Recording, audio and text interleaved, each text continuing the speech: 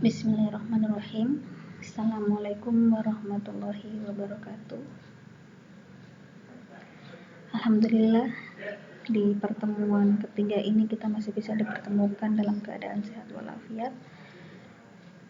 Meskipun di pertemuan ketiga ini atau di perkuliahan semester ini tepatnya kita masih belajar via daring, tapi saya harap teman-teman semuanya tidak patah semangat ya, tetap semangat mencari ilmu, tetap semangat belajar meskipun belajarnya via daring. Jangan sampai perkuliahan via daring ini mengurangi semangat teman-teman semuanya. Baik, jadi kalau di pertemuan pertama kemarin kita merangkap pertemuan 1 dan pertemuan 2 ya, jadi di pertemuan pertama kita langsung merangkap 2 pertemuan yang materinya adalah pengantar sejarah peradaban Islam dan sejarah Nabi Muhammad sebagai kepala negara di Mekah dan Madinah. Maka di pertemuan 3 ini kita tidak lagi merangkap, jadi kita hanya satu materi saja yang akan kita bahas di pertemuan 3 ini. Jadi materi 3 yaitu sejarah peradaban pada masa Abu Bakar As-Siddiq. Jadi kenapa sih kok Abu Bakar As-Siddiq itu selalu urutannya setelah sejarahnya Nabi Muhammad? Jadi kalau di sejarah itu kan peristiwanya kronologis ya. Kronologis itu artinya sesuai dengan runtutan. Setelah mempelajari pengantar sejarah peradaban Islam,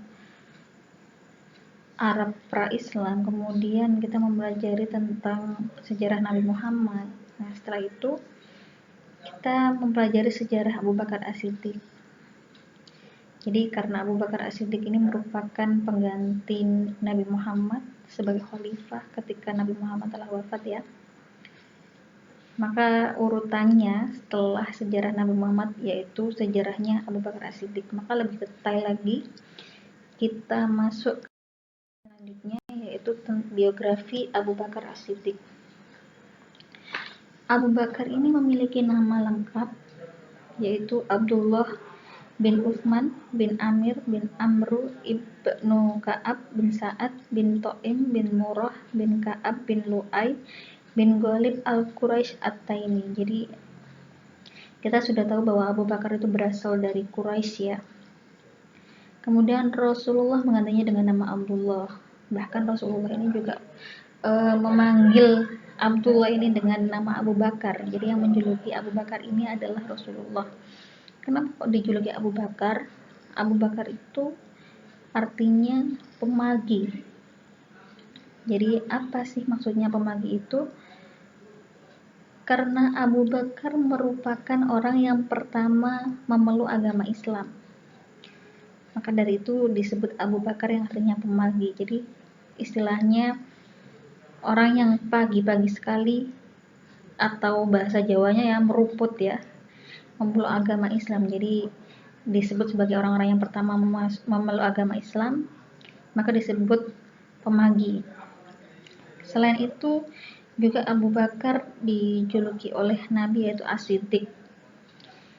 As-Siddiq itu artinya yang membenarkan. Jadi Abu Bakar inilah yang membenarkan apa saja yang terjadi pada Rasulullah, termasuk Isra Mi'raj.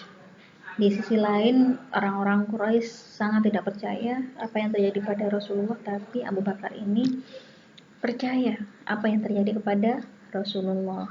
Kemudian Abu Bakar lahir dari seorang wanita bernama Salma binti Sahr bin Amir yang lebih dikenal dengan nama Ummul Khair.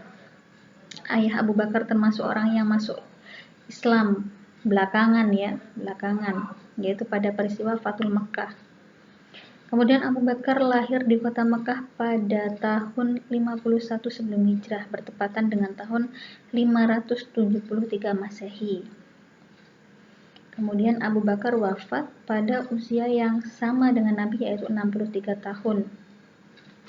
Tepatnya pada hari Senin malam tanggal 23 tahun 634 Masehi, Jumadil Akhir ya, di Madinah.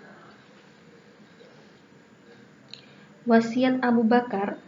Jadi wasiat sebelum Abu Bakar meninggal itu yang paling penting adalah perihal pengganti kepemimpinannya.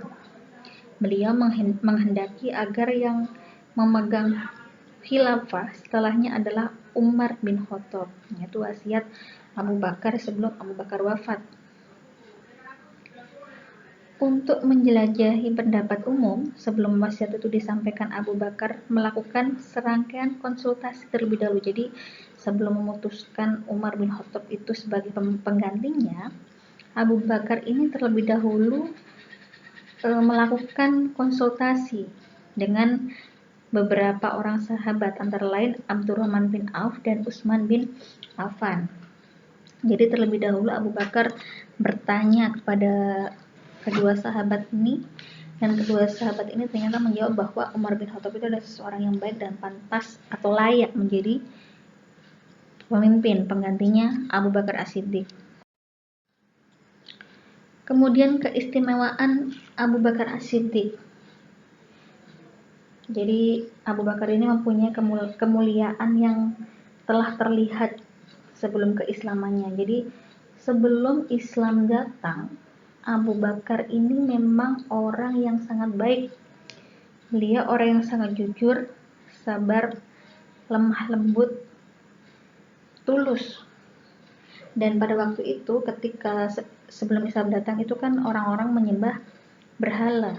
Sebelum Islam datang, orang Quraisy menyembah berhala. Akan tetapi Abu Bakar ini sama sekali tidak ikut menyembah berhala.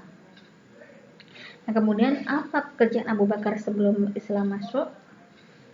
Beliau adalah seorang pedagang. Jadi seperti pada umumnya ya, yang tenar pada waktu itu sebelum Islam datang itu orang-orangnya adalah seorang pedagang. Jadi penghasilannya itu dari dagang. Jadi iman Abu Bakar ini sangatlah kuat. Selain itu, Abu Bakar menjalani kehidupannya dengan sangat sederhana, dermawan, tawadhu, dan beliau juga terkenal dengan keberanian dan ketegasannya dalam mempertahankan agama Islam.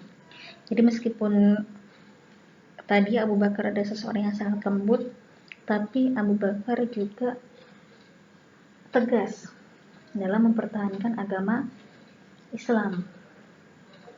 Ketulusannya dalam menyebarkan agama Allah atau agama Islam ya, dan keteguhannya dalam menghadapi berbagai tantangan dan ancaman dalam menyeru manusia kepada kebaikan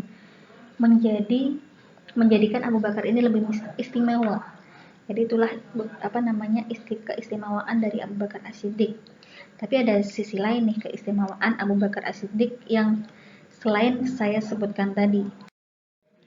Apa saja sih keistimewaan Abu Bakar As-Siddiq? Yaitu bisa dilihat di poin yang pertama, Abu Bakar merupakan orang yang pertama masuk Islam dari golongan laki-laki dewasa. Jadi tadi Nabi menjuluki Abu Bakar ini adalah Abu Bakar atau pemagi, artinya pemagi ya, orang yang pertama kali masuk Islam. Kemudian yang kedua adalah orang pertama yang melaksanakan sholat bersama Nabi ketika sholat diwajibkan.